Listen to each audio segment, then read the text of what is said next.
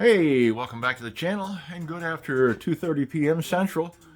Hey, we're in 48-degree North Texas weather, so we moved to the inside, and we are going to check out the 2021 Honda Talon recall item, which is some sort of a clamp or screw clamp that could be ingested into the motor. So we're going to take the air cleaner apart and see what we can see, and it'll be just a minute. Okay, so got the air cleaner apart, and you've got these band screws and bands that are right there, and I guess that's what they're talking about.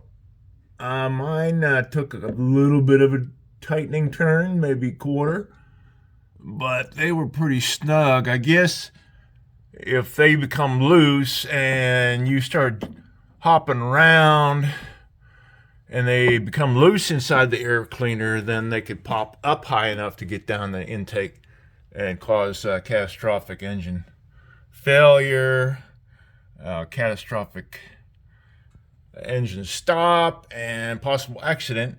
But even the non-mechanically inclined can check these and see if they're stripped or anything.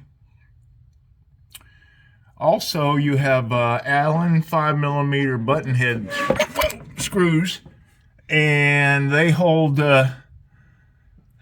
plastic top together onto, I don't know what they hold on to.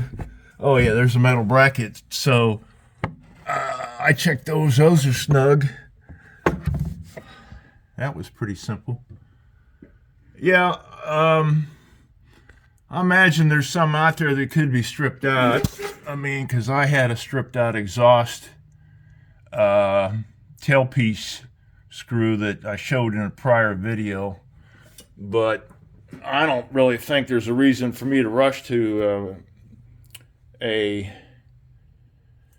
dealership to check anything further unless I just happen to be there for another service or something. But I do my own work. So that's anything I can see. There's nothing down the pipes as far as any other band clamps way down in there, because that's just a giant black hole basically going down in there. So yeah, I guess anything that could be any of these screws that would be backed out technically could bounce in there if you're doing some jumps or rough riding, and when you're becoming a little bit airborne, I guess anything loose could physically get in there. In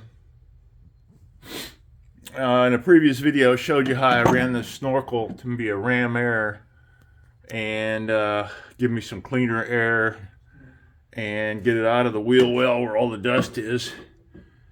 That seems to be working well. It didn't really add any noise that I could tell. A little bit of vacuum noise, but you can't hear it over the actual exhaust, which is, in my case, has been modified with a second chamfered reverse fluted muffler glass pack. And yeah, it's quieter at idle, but under full throttle I still got plenty of racket.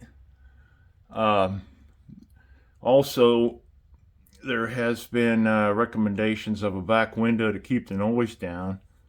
However, we are in a hot environment in North Texas, so if you want to ride in the summer, you want airflow. I may end up getting something I can put on here for rain, because I'm going to be to West Virginia next April, this coming. And what we're going to do is we'll be subject to the weather, whatever it deals us, whether it be rain or sun or clouds. So I may get a clear 15-gram rated shower curtain from Walmart for $12.